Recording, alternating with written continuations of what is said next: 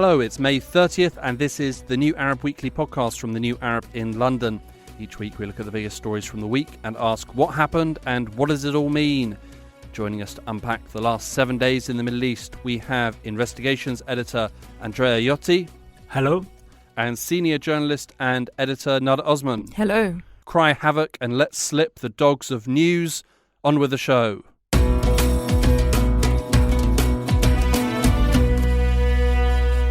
Our first story comes from you, Nada. This week, the Israeli military launched attacks on Rafah, defying international calls not to.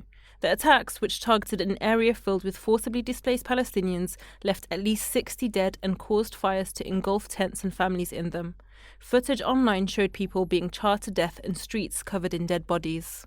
Ismail al-Thawbata, Director General of the Gaza Government Media Office, spoke to reporters the following day and said, the Israeli occupation army had designated these areas as safe zones and had called on citizens and displaced persons to go to these areas. When the displaced persons fled to these areas, the Israeli army then committed massacres and executions there. This seems like a real devastating attack. Yet another devastating attack in Rafah. Nada, fill us in. What happened? What was hit? How many people were killed and injured? Yeah, so this feels like we've covered many similar attacks over the past almost 8 months now. This particular attack occurred around 10 p.m. where Israeli jets dropped bombs on a makeshift camp in Rafah. It was in the Tal al-Sultan neighborhood and it ended up causing a fire that burned around 14 tents. Overall, 45 Palestinians were killed that evening, and then another 21 Palestinians were killed again on Tuesday in a separate attack. The attack on the 26th of May ended up causing a huge fire with people burnt inside their tents. There was no warning prior to the attack. Families were just praying and eating when they heard this explosion. And several eyewitnesses said that the tents were melting around them. People were being burnt alive. The footage that came out of the attack were very graphic. I think there was one really difficult to watch. Yeah, there was one viral video of a Palestinian man carrying the body of a child without a head, which obviously caused global outrage. The New Arab spoke to one survivor, a man named Samir, who told us the place was immediately set ablaze. There was nowhere to escape. They were hearing the screams of people inside the tents who just didn't know which way to leave. Obviously, these tents are made out of nylon. They catch fire very easily. He came out and described seeing bodies all over the floor. So around 249 other people were very seriously wounded in this fire. A lot of severed limbs and burns, as you can imagine. The Director General we just heard from said, he said it was a safe zone. Israel claims to have set up sort of safe zones and humanitarian areas. Was this one of a safe zone? Nowhere is safe. Yeah, in Gaza or in Rafah, but I think that's important to point out. The fact that we're even having this debate or this conversation seems a bit ridiculous sometimes because we've seen in the past when Israel does designate an area as a safe zone, it means nothing. They're still being bombed and attacked there. But this particular displacement camp was located in a humanitarian zone near a UN storage facility. And like I said before, there was no orders to evacuate the area before it was attacked. The Gaza's government media office have said that Israel dropped 7 2,000-pound bombs and missiles on this camp. So, they're massive. Yeah. 2,000 pounds is for context is huge. Yeah, there's no way this could have just been a very precise attack, like Israel said, just to target Hamas officials or Hamas members. There was reports that this attack came after Israeli soldiers were captured by Hamas fighters. What do we know about that? Yeah, so the attack came just after a Hamas spokesperson said on Sunday evening that they had captured Israeli soldiers. They didn't say how many, but they said that they were taken in Jabalia, which is in North Gaza. Israel denied the claim, but Hamas's armed wing released footage which showed a person with blood on them being dragged along in a tunnel. They also shared photos of kind of military uniform and a rifle. It's not clear who the person was and what their condition was. In terms of Rafah, we've been talking now for weeks, even in the newsroom, even on this podcast, about an assault on Rafah. Where are the Israeli soldiers now in Rafah? Are they deep inside Rafah? Are they on the outskirts of Rafah? What is the situation there? It seems like they're scattered all over. The Israeli army announced that they're sending more troops into Rafah, and they already have some tank stationed at Al Auda roundabout, which is a key location in central Rafah. They've also said that they've taken control of the buffer zone along the Gaza-Egypt border. There's still, Nada, there's still an intense need for humanitarian aid in Gaza. News this week that a new crossing had opened. Where is the crossing? And what does it mean for aid? Does it mean that now it's going to be able to reach those in need, or is it going to be, sadly, more of the same? I mean, there's been a lot of conversations about aid and different crossings and all these sorts of things, but the bottom line is that the situation is not really improving. And just today, a young child died from malnutrition because of the lack of aid and resources. In terms of this new crossing, it's the Karam Abu Salim crossing, and it's being used as a replacement to the Rafah crossing, which has been shut for 3 weeks now. Palestinians are obviously still going through very catastrophic conditions which are only deteriorating. And aid is still a major issue, and it doesn't seem like this new route is going to be, easier for aid to get in. Israel is claiming that it's allowed hundreds of trucks to enter, but the UN has said that it's just too dangerous to take the aid from the other side. So it's kind of counterproductive. And they estimate that less than 1,000 trucks have entered Gaza through this crossing so far. Where's this crossing between Israel and Gaza? Yeah.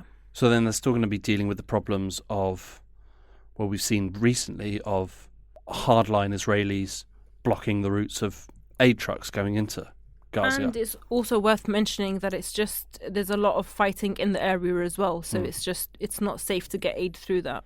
It's been sort of advertised quite heavily a while back, and then it all went quiet, and then it's suddenly all come up again. The US pier that they proudly announced that they were going to build, and that was going to be the solution to everybody's problems.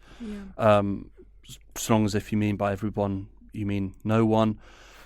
The US pier, it was in the news. What happened with that? This pier cost around $320 million.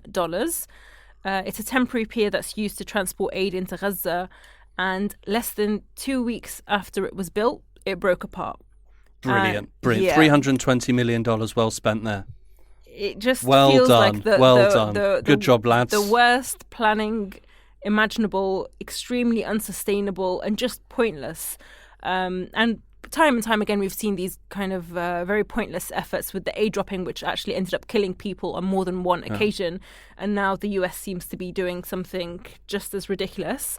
So several aid organizations have slammed this pier, which can only operate in certain conditions. A lot of these aid groups have called it just a distraction and an unviable option. It took 2.5 months to build, and the US claims that 1,000 metric tons of aid were delivered through it so far.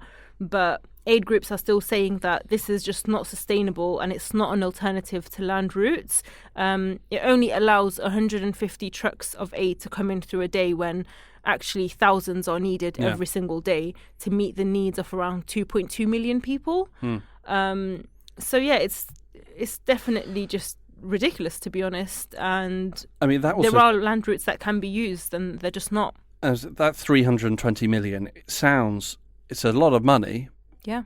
It's also absolutely dwarfed by the billions that the US has sent in aid, military aid to Israel. I mean, the gulf between those two numbers is huge. Yeah.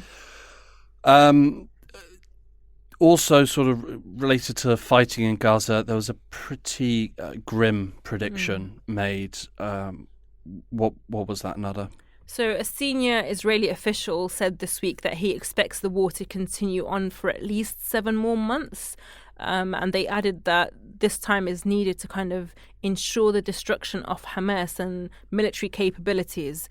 And, you know, we're almost 8 months into this war on Gaza now, 36,000 people dead, of them over 14,000 children and another 81,000 wounded. Like, the numbers are just huge, 10,000 under the rubble. And still, you know, it's very clear that this is not about Hamas or destroying Hamas. Israel plans to continue this on. Another 7 months. Yeah. It's unbearable.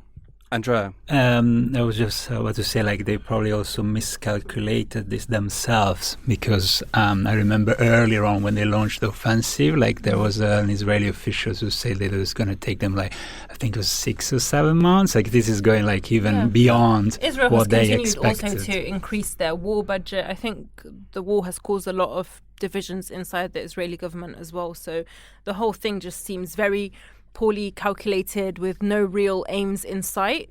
So it's just catastrophic for everyone, really. And also it's causing a lot of discontent among Israelis. And Nada, do we think that the Rafah offensive might have breached international law? I mean, absolutely. Legal experts are saying that it amounts to war crimes and a breach of binding decisions of the ICJ.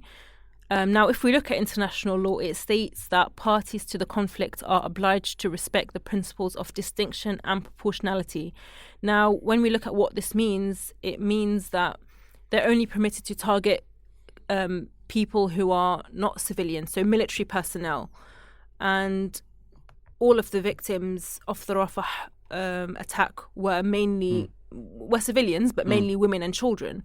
The law also states that Israel is not allowed to attack in a way that is expected to cause incidental loss of civilian life, injury, or damage to civilian objects, which again Israel has violated. And it's very clear that, you know, the attack targeted an area which was very densely populated with people who have already been displaced several times. And it comes after Israeli officials have been, you know, warning and talking for weeks about threatening to attack Rafah, despite several international calls not to. And Francesca Albanese, the UN Special Rapporteur, said that the attack was a blatant defiance of international law and system. And she called on Israel to face sanctions and suspensions of agreements, trade, partnership and investments over this attack. I think that'll be a great thing to happen. I'm not going to hold my breath either.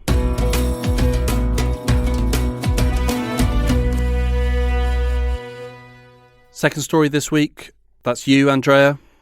Yes.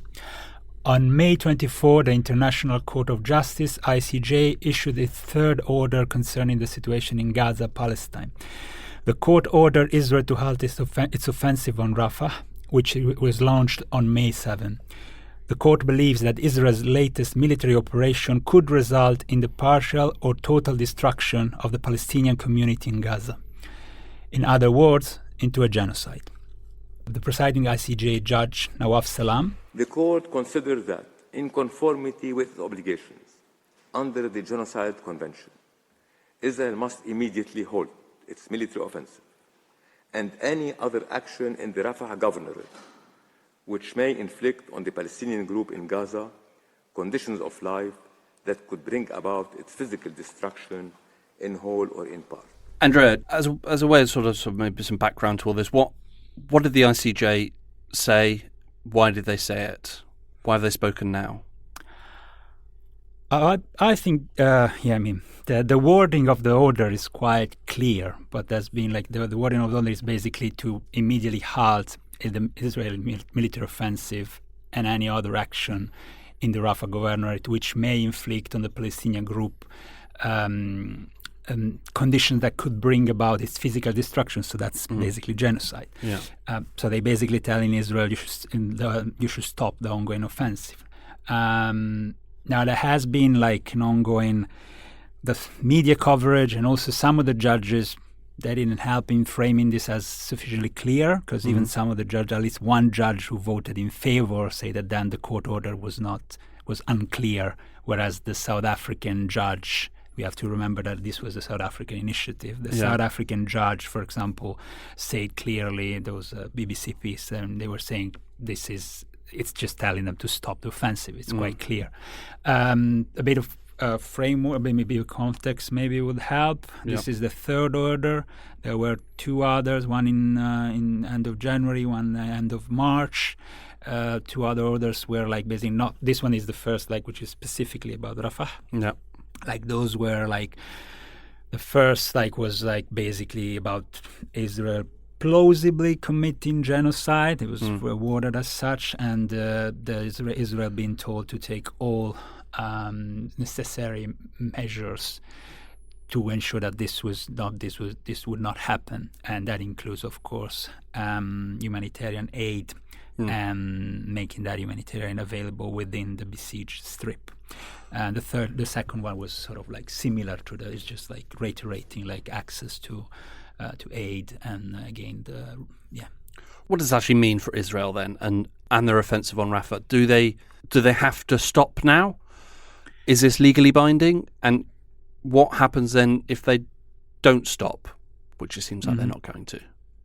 I mean, the order in principle is legally binding, as Israel is a UN member state, but nothing would happen without enforcement mechanisms and political which don't pressures. Exist, really.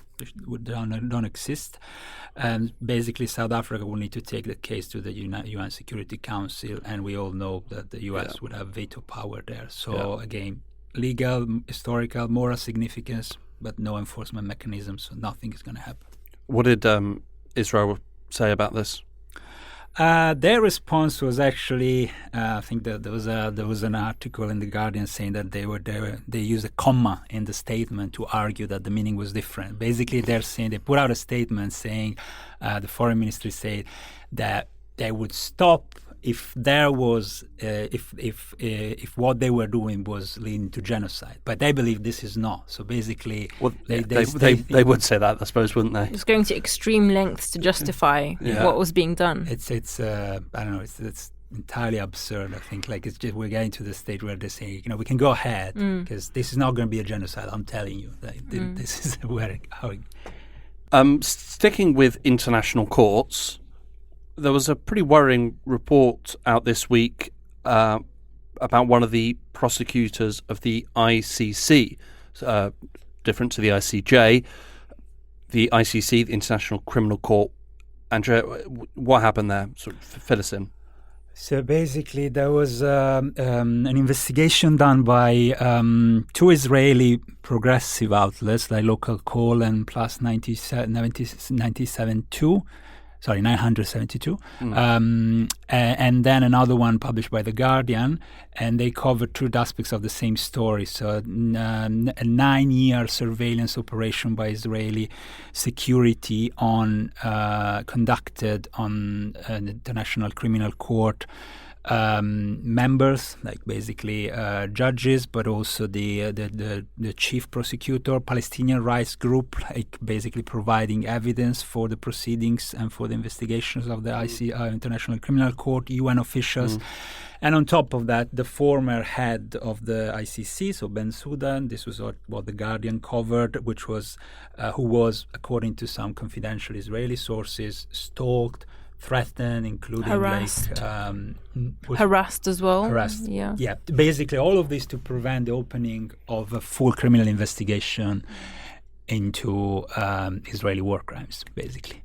Now, obviously, I'm sure you've both heard that Karim Khan, who is the current ICC chief prosecutor, has recently sought arrest warrants against some Israeli leaders, including Netanyahu. And that seemed to have kind of startled the Israeli leaders a bit and kind of caused some panic amongst them. Do you think that, this is going to change anything? And like even the ICJ warnings, do you think it might affect anything? I mean, I would say no.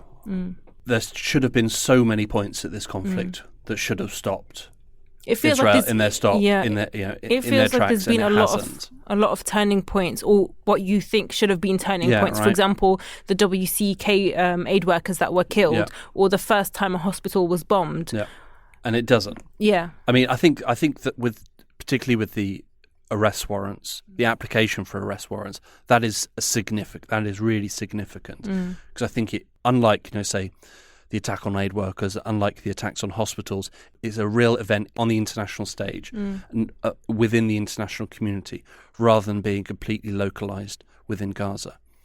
So I think that is significant in that respect. But again, all these things are reliant, like the ICJ, they are reliant on other countries enforcing these international mechanisms. I mean, based on that report as well, do we think that we're going to see Israeli officials kind of coming after Karim Khan as well, in the same way that the former head of the ICC was stalked, harassed?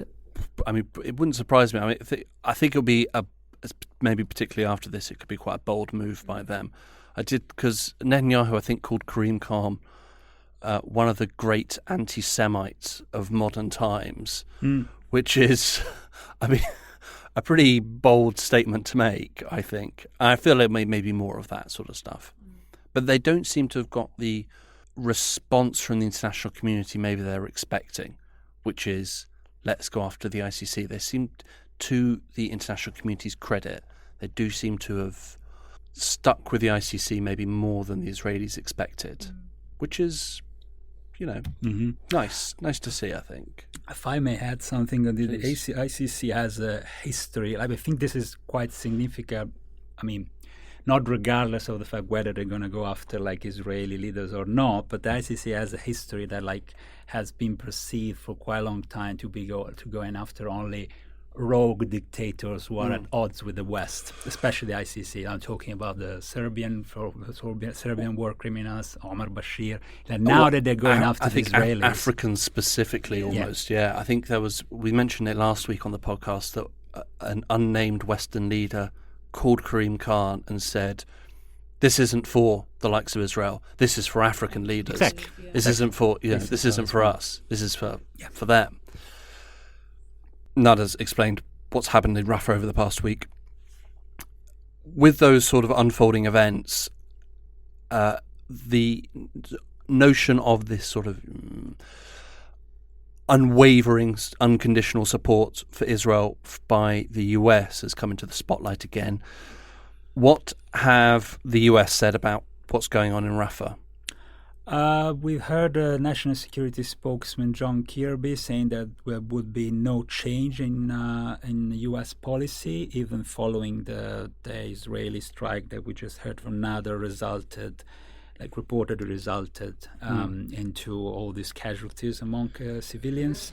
The president has been very clear and very direct about what our expectations are for Israeli operations in Rafah specifically, but in Gaza writ large. We don't support, we won't support a major ground operation in Rafah, and we've, again, been very consistent on that. And the president said that should that occur, then it might make him have to make different decisions in terms of support. We haven't seen that happen at this point. Why not have him come? This was National Security Spokesman John Kirby talking about basically the U.S. stance following the launch of the Rafah offensive, and especially the Israeli offensive on Rafah, and especially the latest massacre committed on Sunday. In terms of the opposition to the Rafah offensive, this has been clear in U.S. political circles that we've been debating officially. Even Biden was quite clear. So it was supposedly a red line. Yeah. There is inconsistency, of course. The inconsistency is pretty clear in terms of weapons supplies. Fine, there's been an exception with some heavy bomb shipments imposed early in May, but that was more of an exception. Yep. We haven't seen this so there's a question about deterrence. What do you do then when they cross these red lines? You mentioned U.S. red lines. They said an assault previously, before this, a few weeks ago, that an assault on Rafah would be a red line for the U.S. We are now seeing an assault on Rafah. Or are we, according to the US, has a red line been crossed, or why hasn't a red line been crossed for the US? So according to Kirby and the US, basically this is not a major operation. They're saying like that they're not given the units involved. This appear to be like a small thing, which of course, from tell the people of Rafah that, yeah. Exactly. If you look at history, I'm just going to say like red lines are flexible. Politically, they have been flexible in Syria. In Iraq, they didn't need any red lines. They just went in.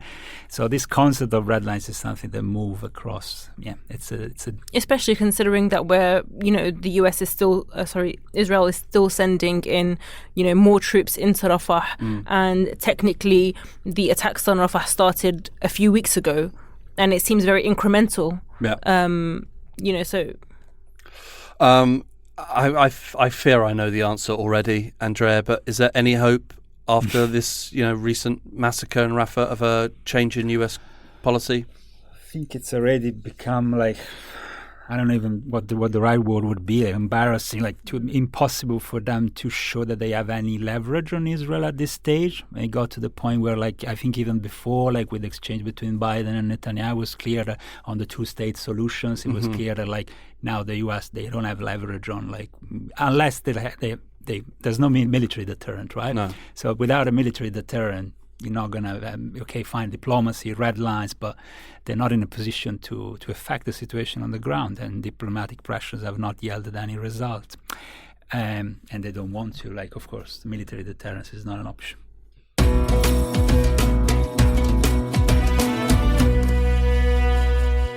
Our final story comes from me this week, and we're staying certainly in the Rafah area. On Monday, May 27th, armed clashes erupted between Egyptian and Israeli forces on the Rafah border. Initial reports suggested that Egyptian forces had opened fire on Israeli troops, with Israeli forces responding.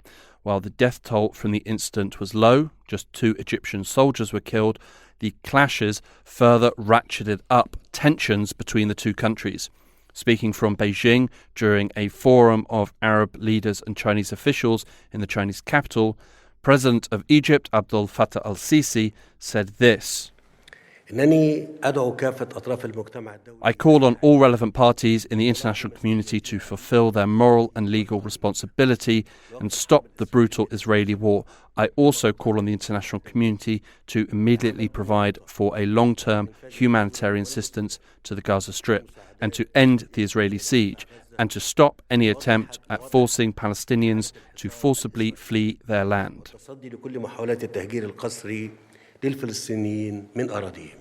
So what actually happened during the attack? The attack took place at the Rafah crossing. We've heard about that today. The picture isn't 100% clear. Our best idea of what happened was that Israeli forces were fighting in the area on the by the border with Palestinian forces. There were sort of shooting in numerous directions. It would seem that some of that shooting went over the border. This then prompted Egyptian security forces to take protective measures, it would seem, and respond to the source of the shooting. Egyptian Armed Forces spokesman Garib Abdel Hafez stated that the Egyptian Armed Forces were investigating the shooting. A high-level source told the New Arab, an unnamed high-level source, told the New Arab that, quote, Israeli soldiers returned fire and then fired warning shots before fleeing the scene. There have been no reported Israeli casualties as of yet, but one Egyptian soldier was killed during the clashes and a second one later died of his injuries. And what did each side say after the clashes? Not a great deal. Israeli forces issued a pretty vague statement saying that, quote, Israel had been in touch with the Egyptian side to coordinate investigations into the shooting incident. That's really about it. Al Arabi Al Jadid, our Arabic sister publication, reported on Tuesday that both Egypt and Israel had agreed to maintain the status quo and downplay the incident, essentially. Neither the Egyptian narrative nor the Israeli narrative lay blame about who shot first. In terms of, a sort of a firm response on this, to be honest, the most firm response actually came from the Egyptian people. On Tuesday of this week, we had hundreds of people in Egypt attend the funeral of 22-year-old Abdullah Ramadan, who was the Egyptian soldier who was killed in the clashes. It was claimed on social media that he was denied a full military funeral. Yeah. It was also claimed that the Egyptian army was represented at the funeral with the attendance of an army major. With the responses from these clashes, there seems to be a real sense that neither side want this to go any further at all, and they want to sort of clamp down on this immediately. They're definitely trying to keep it quiet. We've heard throughout this conflict, since October, Israel's bloviated incredibly hard about a war with Iran, a war with Hezbollah, a war with the Houthis, or anybody in that sort of quote unquote axis of resistance. The US doesn't want that. I don't think Israel really wants it either, but they're happy to sort of take the rhetoric. I think the idea of any sort of larger conflict between Israel and Egypt is so unpalatable for everybody, including the Israelis. They're not looking for a war with Egypt either, unlike the likes of Iran. So this incident took place along the Salah ad-Din corridor. Just for the benefit of the listeners, can you tell us a little bit more about that? Yeah, so it's a narrow strip of land, about 14 kilometres in length. It runs the entire length of the Gaza Strip's border with Egypt. It was established in 2005, after the Israeli withdrawal from Gaza. It's all part of something called the Philadelphia Accord. Sometimes it's also known as the Philadelphia Corridor. That's what the Israelis called it. As part of those accords, it was agreed that Egypt would be allowed to deploy up to 750 border guards along the corridor to sort of patrol it. The Palestinian side was controlled by the Palestinian Authority until 2007, when Hamas took over in the Gaza Strip. The general idea was it would be a sort of a mechanism to restrict and prevent the transfer of weapons into Gaza. That was how it was sort of dreamed up, and that was the idea with the Israelis withdrawing from Gaza in 2005. They didn't want to see lots of weapons go in. During that time, Egypt has engaged in flooding tunnels across the border, numerous throughout the history of it. This is not the first time we've heard about the Salah ad-Din corridor during this conflict. Back in December of last year, Netanyahu, he told the Knesset's Foreign Affairs and Security Committee that Israel would want to take full control over it, and that they would also want to impose a buffer zone inside the Gaza Strip to have even greater control over that area. What could we say about the current status of Egyptian-Israeli relations? They're getting worse, steadily getting worse generally. For decades, but strap in for history, folks. For decades, the relationship has broadly been governed by the Camp David Accords, signed in 1978 between President Anwar Sadat and Menachem Begin, the then Israeli Prime Minister.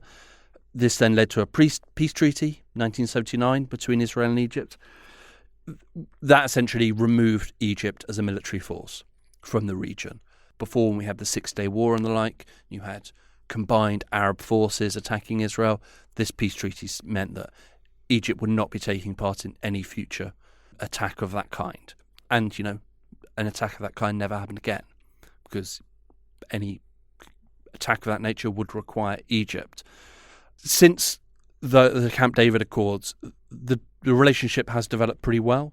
It's most characterized by sort of the sharing of intelligence and security information and some political cooperation. There hasn't been the same. It's not like the normalization agreements we've seen with the UAE and Morocco and that like. It's not that, but they do have some cooperation. I mean, we heard reports just after the October 7th attack about how Egyptian Egyptian intelligence officials had warned the Israelis and said something's going to happen, guys.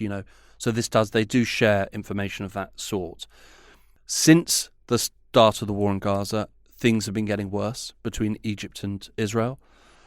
Much of this sort of worsening is due to the Israeli pressure that they've been putting on Egypt to take in refugees. Israel is seeking to essentially push vast numbers of Palestinians from Gaza into the Sinai desert with the idea that they would never be able to return. Most people will call it ethnic cleansing. Yes, the repeat of the Nakba. Yeah. I can jump in on that. Because as investigative unit, we're also working on something related. It's worth remembering that Palestinians in Egypt, especially Palestinians from Syria in Egypt, they lack access to education. They're not even able to obtain residency permits. So imagine another flood, like adding more Palestinians into Egypt into these conditions. What will generate? Let's remember what are the conditions of Palestinians in Egypt now. I mean, really, really bad. I think this is an idea that is like permeated from the very beginning of the war. We had it in late October of last year. Netanyahu tried to get France, Germany, and the United Kingdom to essentially diplomatically press Egypt to accept refugees, unsuccessfully, I might add. These countries weren't interested in pressuring Egypt like that. For Egypt, they have said from the very beginning that this sort of mass displacement would be a red line for them. They've adapted a strategy of containment strategy, as they call it, which is essentially trying to ratchet up international pressure on Israel.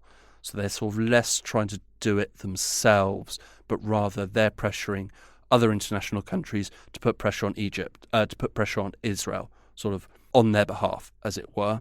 There are a few very good reasons why Egypt does not want mass numbers of, what would be, could be up to 2 million refugees, if I think Israel got its way. Security, they believe that, having such a huge number of refugees would create security instability, which any good paranoid regime as Egypt is doesn't want. Money. Egypt's going through its own economic crisis at the moment. Going through its own economic crisis. And even if you had every single international NGO in Egypt working with Palestinians, working with them and providing them with shelter and food and things, there will still be a cost for Egypt, which they, A, don't want to spend, and B, they can't spend it because they haven't got any money. Mainly, the biggest problem for them is complicity. Is if they as they see it, not unfairly, if they agree to take in huge numbers of refugees, Palestinian refugees from Gaza, they will be viewed, particularly by the Egyptian people, as being complicit in the ethnic cleansing of Gaza, which they don't want to do. Having said all that, there have been some unconfirmed reports that there was one in October that the Egyptian government was reported to be thinking about a US offer to write off $160 billion of Egyptian debt in return for hosting 100,000 refugees from Gaza. And do you think this strategy is working? I mean, somewhat. They haven't had vast numbers of refugees. There's been a number of people who have fled from Gaza into Egypt, generally a vast cost for themselves, thousands and thousands. I think it's also worth highlighting that they're not exactly, like Andre said, they're not exactly in the best conditions. I mean, a lot of them have been struggling to, for example, enroll into schools or get jobs, and there's been no follow-up, on their condition. No, not at all. But, I think the Egyptians would say, for their part, that this whole sort of containment strategy has worked because they haven't had hundreds of thousands, millions of Palestinians flood into Egypt. They've also sort of generally done very little to help Palestinians in Gaza. They've certainly done, as we mentioned, very little to help Palestinians in Egypt. They've done even less to help Palestinians in Gaza. There is a problem to this strategy, which is the Egyptian people are very unhappy about it. But they're also not allowed to properly express that. Well, I mean, you see, you got huge popular support for Palestine in Egypt and amongst the Egyptian people. There's been, with the financial stuff, there's been massive pressure in Egypt amongst, the Egyptian population is just a pressure cooker of problems and struggles at the moment. Plus now we have they're sort of got the war in Gaza, which is adding to that. We've had protests against what's happening in Gaza in Egypt, which have been followed by the Egyptian police arresting people. Yeah, that's what I was going to say. Yeah, like heavily surveillance. And But then they've been followed by more protests saying, release these people. And then those people have been released because, strangely, for the Egyptian regime, have cowed under some pressure and released these people. Recently, particularly with the assault on Rafah, when that started, we've seen increased criticism of Israel within the Egyptian media, which, let's be honest, comes from the Egyptian regime. So there is a sort of message change happening. One thing that certainly didn't help was that there was a massive Israeli flag flown on the Salahdin corridor. Oh dear. Yeah. Which a video of that went viral across Egypt and annoyed a lot of people. I think just to wrap up, Egypt, the Egyptian regime is walking an incredibly fine line throughout all of this. And I think for them, falling either way runs an incredibly serious risk for them. I think it's already too late, for a lot of people. I think it could be too late. I think certainly the Egyptian regime still believes there is a way out of this for them. Time will tell.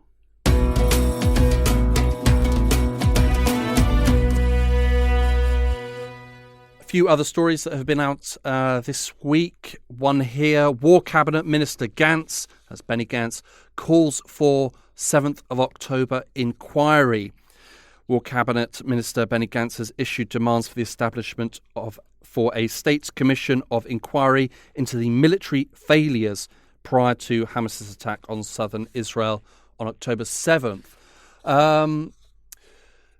There were pretty clear problems with the Israeli response to the attacks on October 7th, but also the lead up where we mentioned earlier about how they were warned about this. Do we think that if this inquiry happens, it could be effective? Or is this, considering it's coming from Benny Gantz, who is all set to take over as Prime Minister and boot Netanyahu out, is this just political grandstanding? I think it's just a desperate attempt by Israeli leaders to look like they're doing something and save face. There's a lot of anger at them from Israelis who've been calling for a ceasefire and who've been calling out, corruption in the Israeli government. And of course, we've got the families of the captives in Gaza who are saying that the government is making no real attempt to bring them back home. So, it's also worth noting that within the Israeli government, there's a lot of kind of divisions over this investigation and even if it should happen and the timing of it. So definitely, I think it's just a political decision. Yeah, I do agree. It looks like a political maneuver. I'm not Israeli political analyst, but given the profile of Benny Gantz, another thing I would add is also that an inquiry should happen. It should be an international inquiry. If you look into if this is as far as I understand, they're basically calling for an Israeli inquiry into what happened, and given the precedence of Israeli military officials not being held accountable for long history of violations within occupied Palestinian territories and so forth. I wouldn't honestly rely only on an Israeli investigation. We've not seen the results to any of the Israeli investigations that have reportedly taken place in Gaza since October. We've had countless hospitals bombed, we've had the Flower massacre, we've had the Al Ahli hospital massacre, we've had several which Israel has promised investigations, and we've not seen seen anything come out of that. No. Another one here, Iranian Nobel laureate outraged by UN tribute meeting for Raisi. An Iranian activist has hit out ahead of a UN General Assembly meeting convened to pay tribute to Iran's former president Ibrahim Raisi, who died in a helicopter crash on May 19th. Given Ibrahim Raisi's record, which is coated in blood and hangings of Iranians, do you really think the UN should be doing this? I don't recall the meeting to pay respects for, Colonel Gaddafi, or Saddam Hussein. I mean, so is this good? I think of course, I understand the perspective of the Iranian dissident, who I think is also jailed at the moment, who wrote actually, who basically was denouncing all of that, and it's outraging and all of that. But is the UN actually, it's a body that represents states and leaders and many of them are actually authoritarian leaders. I'm not surprised about this. That's what I'm. I should mention the Nobel laureate in question is Najat Mohammadi. She's a jailed Iranian human rights activist and Nobel laureate. I mean, I definitely can see why human rights activists are annoyed about this. Following his death, we saw Iranians celebrating in the streets of Iran and London and other parts of the world. I saw a cake on social media. Did you see this? No, I didn't see that. I saw a cake on social media this week, which Raisi cake. A Raisi cake with a helicopter buried in it. I don't know. It says a lot. I don't know if it's true or not, but it says a lot. The caption was a party in Tehran. But who knows? Another one here. Saddam Hussein. Second mention in the podcast this week. Saddam Hussein to be featured in Call of Duty video game. Former Iraqi President Saddam Hussein is set to, quote unquote, appear as an antagonist in the forthcoming installation of the Call of Duty Black Ops video game, slated to be released later this year. It's all set during the first Gulf War. There are people still alive. There are Iraqis still alive. There are soldiers who fought for Western forces who are still alive, and experienced the first Gulf War, which wasn't nice for anyone really involved. Is this in bad taste, do we think? I think definitely. Call of Duty, in my eyes, is very problematic, especially from their depictions of the Middle East and the people from the region. I think in 2021 they also showed torn pages from the Quran scattered on the floor with blood splattered on them, which caused a lot of outrage. So they don't exactly have the best track record. No. Yeah, I was going to say, I don't think there are precedents, right? And especially with all this, I don't even know if it's only Call of Duty, but all these video games where the U.S. military will be glorified, and it's problematic in itself, no, isn't it? I think problematic is probably the right word. I will also make a prediction. This will make Activision Blizzard, who are the publishers and makers of the game, hundreds of millions of dollars. That's my prediction.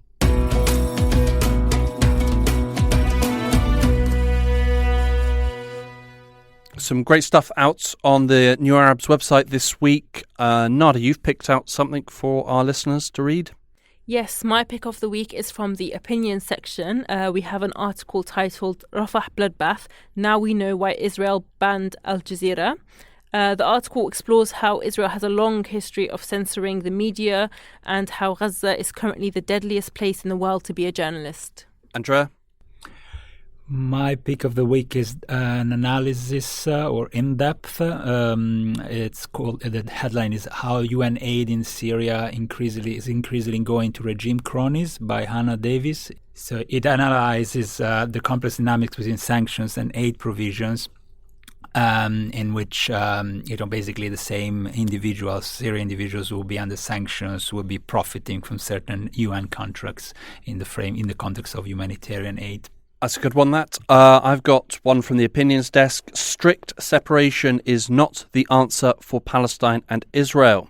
This is by former Greek finance minister Yanis Varoufakis. He writes that separating Jews from Palestinians is incompatible with human rights because it implies mass transfer or being treated as an underclass. Well worth a read there from the former Greek finance minister.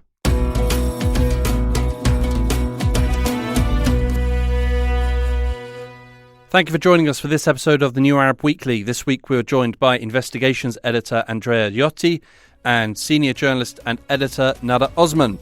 We'll be back next week and every Friday after that. You can subscribe to the New Arab Weekly on Apple, Spotify and wherever else you get your podcasts and be notified when a new episode drops. You can also rate and review, which helps us spread the word.